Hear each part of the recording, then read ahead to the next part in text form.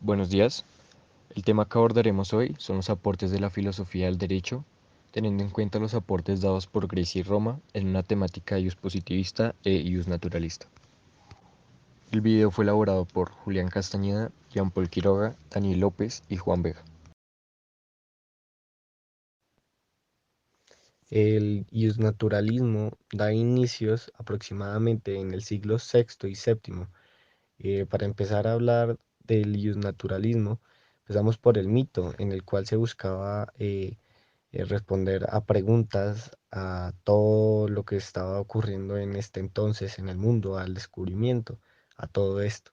Después del mito pasamos a la fisis, en el cual busca resolver el arjé, preguntas las cuales no tienen respuesta, preguntas sobre el inicio de todo, preguntas en las cuales se busca saber cómo inicia todo.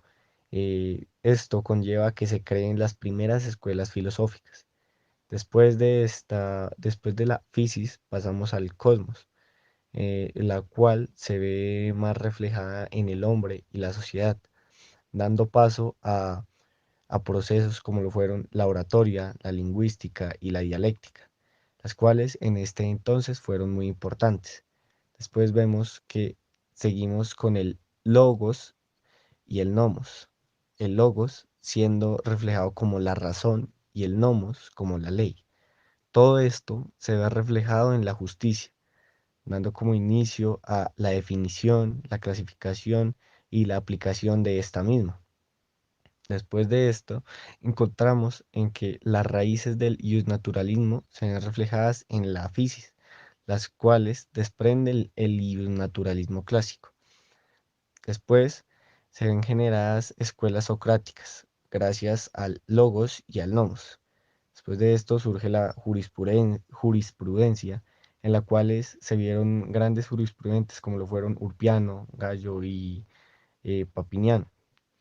Después de todo esto, se ve que Roma fue superior a Grecia en muchos temas, poniéndose por encima a Roma como el imperio más poderoso de este entonces, más imponente del Mediterráneo, el cual logró superar en algunas cosas y por decirlo fue superior a Grecia y fue uno de los imperios más poderosos, si no, si, si no decimos que el más poderoso de este entonces, de todo el Mediterráneo. Los aportes de Grecia y Roma al derecho actual han sido de vital importancia, pues han sentado los precedentes de las normas y la forma en las que éstas se aplican y se hacen cumplir, aunque cabe resaltar que ha sido más notorio y trascendental el aporte del derecho romano al derecho actual. Los primeros vestigios del positivismo o del derecho positivo, como también se conoce, datan del siglo octavo alrededor del año 800 a.C. en Esparta. Durante este periodo de tiempo se estaba llevando a cabo la fundación de Roma y fueron implementadas las leyes de Licurgo, las cuales establecieron un estado militar y comunal. Dichas leyes fueron conocidas como la Constitución de Esparta y fueron promulgadas de forma oral. Posteriormente, en el siglo séptimo a.C., se publicaron las leyes Dracón en Atenas. Esas leyes representaron una transición de la ley oral a la ley escrita y fue el primer paso a un gobierno democrático y republicano. Luego de esto, en el siglo sexto a.C., se publicaron las leyes de Solón. Gracias a estas leyes se creó la ley de las 12 tablas, pues debido a estas leyes los plebeyos le exigieron a los patricios su estudio. Lo dicho anteriormente constituyó una transición entre el derecho constitucionario, es decir, el derecho por costumbre, al dispositivismo o derecho escrito. Grecia siempre ha resaltado por sus aportes y relevancia a través de la historia. Esos aportes se han visto reflejados en muchos aspectos como la filosofía, el arte y la pedagogía, pero en este caso más puntual vamos a hablar del derecho. Estos aportes los podemos ver reflejados en bastantes sucesos, pero el día de hoy vamos a resaltar tres. El primer suceso son las leyes de Licurgo, también conocidas como las leyes de Licurgo de Esparta. Estas fueron un conjunto de reformas legislativas y constitucionales atribuidas a Licurgo, un legendario legislador espartano que se cree vivió en el siglo octavo a.C. Podríamos hablar de ciertos aportes conceptuales y teóricos que sobresalen a través de todo este tipo de normativas. El primero es la énfasis en la virtud y en la disciplina. El segundo es la igualdad y la comunalidad. El tercero es un sistema de gobierno dual, ya que por un lado existían reyes, pero por otro lado existía una asamblea de ciudadanos que tenía la capacidad de aprobar o rechazar leyes. También hablamos de una economía simplificada, un entrenamiento militar muy rígido y disciplina, y un sistema de esclavitud.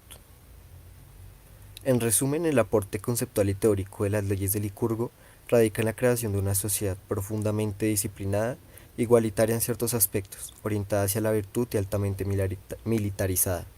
Estas leyes jugaron un papel fundamental en la formación de carácter espartano y su capacidad para mantener una estructura social y política única en la antigüedad. El siguiente suceso a resaltar son las leyes de Dracón, establecidas en Atenas en el siglo VI a.C. También tuvieron un impacto significativo en la evolución del sistema legal y político de la antigua Grecia. Sin embargo, a diferencia de las leyes de Licurgo, las leyes de Dracón se centraron en la regulación del sistema de justicia y penalización de diversos delitos. Los aspectos que podemos resaltar de esta ley es, primero, la codificación legal; segundo, una justicia imparcial; tercero, uno de los temas más debatibles de estas leyes son las penalidades severas, ya que se tenía la idea de que hasta el más mínimo delito debía tener una pena severa para así evitar que los demás cometieran este tipo de crímenes. Cuarto, la ejecución de deudas. Y quinto, un factor importante es el legado que esta norma dejó para las siguientes reformas posteriores en la historia. Podríamos resumir que las leyes de Dracón representaron un intento temprano de codificar las leyes en Atenas, buscando establecer un sistema legal más claro y uniforme.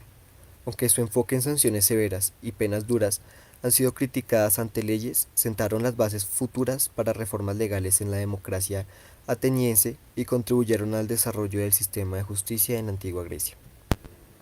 El último suceso a resaltar, para mí el más relevante, aunque cabe aclarar que esta última reforma es el conjunto de las reformas anteriores, o sea, sin las reformas anteriores no hubiéramos podido llegar a esta última.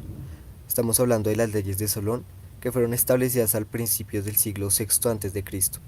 Estas representaron un importante paso hacia la democratización y la reforma social en la antigua Grecia. Los puntos a resaltar en esta reforma es, primero, la cancelación de deudas y liberación de esclavos por, digamos, la situación económica y social que se llevaba en ese momento. Segundo, se llevó a cabo el reconocimiento de ciertas clases sociales y censos de ciudadanía para así reconocer cuál es la capacidad política de cada individuo frente a la sociedad. Hablamos de unos derechos políticos ampliados.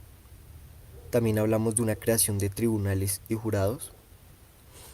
Hablamos de la protección de las bajas clases y la limitación de la oligarquía. Otro factor importante es el exilio político y la neutralidad. Para resumir, las leyes de Solón fueron un paso significativo hacia la democratización y la reforma social en Atenas. Su enfoque en la cancelación de deudas, la protección de los ciudadanos más vulnerables y la ampliación de los derechos políticos contribuyó al desarrollo de una sociedad más equitativa y participativa. Aunque las reformas de Solón no establecieron una democracia completa, allanaron el camino para futuras evoluciones en el sistema político ateniense.